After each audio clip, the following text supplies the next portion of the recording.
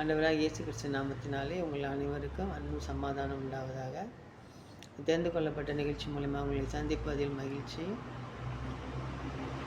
இந்த நாளில் கூட நாம் தெரிந்து கொள்ள காணும் கடவுளா செல்வமா.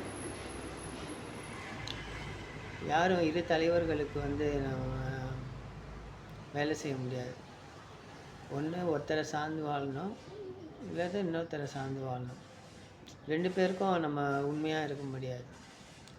கடவுளுக்கு உண்மையாக இருந்தால் செல்வத்தை தூரமாக வைக்கணும், செல்வத்துக்கு உண்மையாக இருந்தால் கடவுளை தூரமாக வைக்கணும். அதனால் ரெண்டு பேருக்கும் நம்ம ஊழியம் செய்ய முடியாதுன்னு ஆண்டவர் சொல்கிறார். மத்தேயு புத்தகம் 6வது அதிகாரம் 24வது வசனத்தில் இது போட்டிருக்குங்க.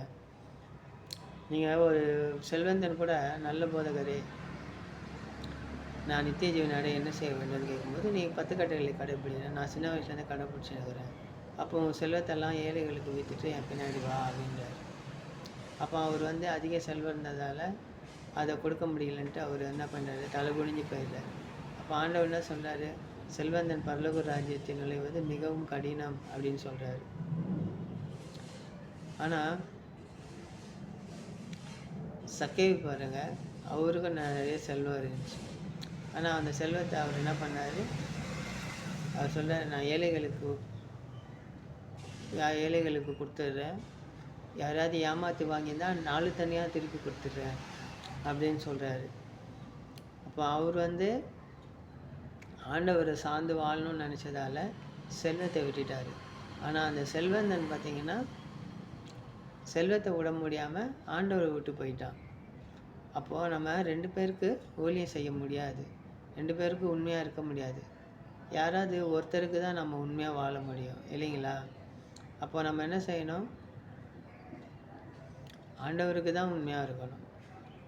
செல்வம் நம்ம தேவை, உண்மைதான், அது நம்மளுக்கு தேவையானது. ஒரு இந்த உலகத்தில் வாழ்கிறதுக்கு செல்வம் நம்மளுக்கு கண்டிப்பாக தேவை. ஆனால் கடவுள் நித்தியமாக தேவை. இம்மையிலும் தேவை, மறுமையிலும் தேவை. ஏன்னா இம்மையில் மட்டும் கடவுள் இல்லை, மறுமையில் செல்வம் இம்மைக்கு மட்டும்தான் தேவை, மறுமைக்கு இதுக்கு கிடையாது. இம்மையில் நம்மளுக்கு தேவையான உணவு, தேவையான வீட்டு வசதி, தேவையான போக்குவரத்து வசதி, தேவையான தேவைகளை சந்திக்கிறதுக்கு இருந்தால் போதும். ஆனால் தேவன் அப்படி இல்லை. தேவன் நம்மளுக்கு எப்போவுமே வேணும், நம்மளை என்றென்றும் நம்ம கூட இருக்க போகிறவர். அதனால் கிறிஸ்தவர்களே, நீங்கள் இதை நல்லா இது பண்ணி பாருங்கள். நீங்கள் தேவனுக்குரியவராக செல்வத்துக்குரியவராக பாருங்கள். இந்த செல்வம் வந்தாலே உங்களுக்கு பண ஆசை எல்லா தீமைக்கும் வேறாக இருக்கும் அப்படின்னு சொல்கிறார் ஆண்டவர்.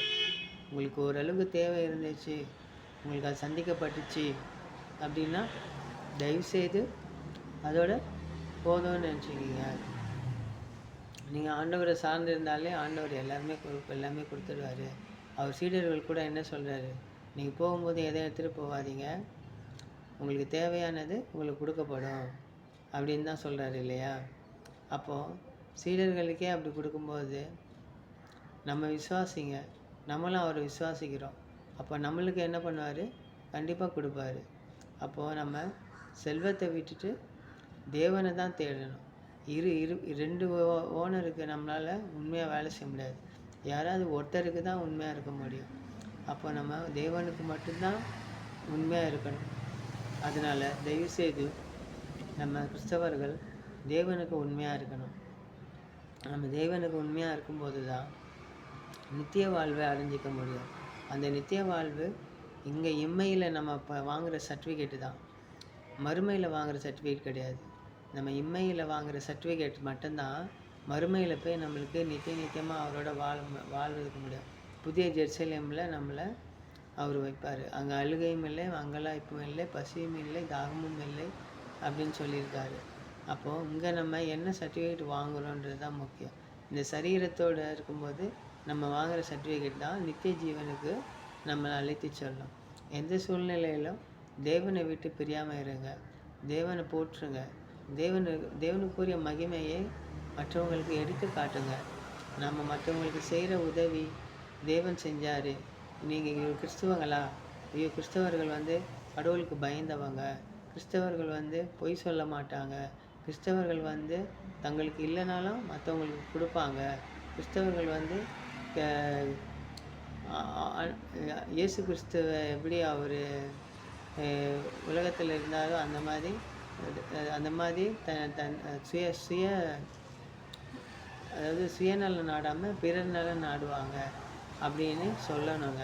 அந்த மாதிரி நம்மளை சொல்லும்போது தான் நம்ம ஆண்டவருடைய நாமத்தை மகிமைப்படுத்துகிறோம்.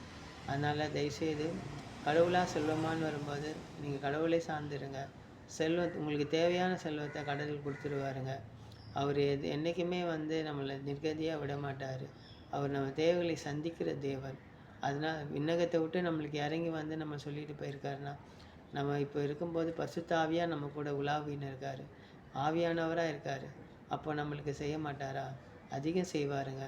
அதனால் தயவுசெய்து நம்ம தேவனை சார்ந்தே இருக்கலாம், உலகத்தை சார்ந்து இருக்க வேண்டாம். உலகத்தில் இருக்கிறது அழிஞ்சு போகும், தேவனை சார்ந்தது அழியாதது. பூமியில் நம்ம எதுவும் சேர்த்து வைக்க வேண்டாம், முக்கியமாக பாவத்தை சேர்த்து வைக்க வேண்டாம்.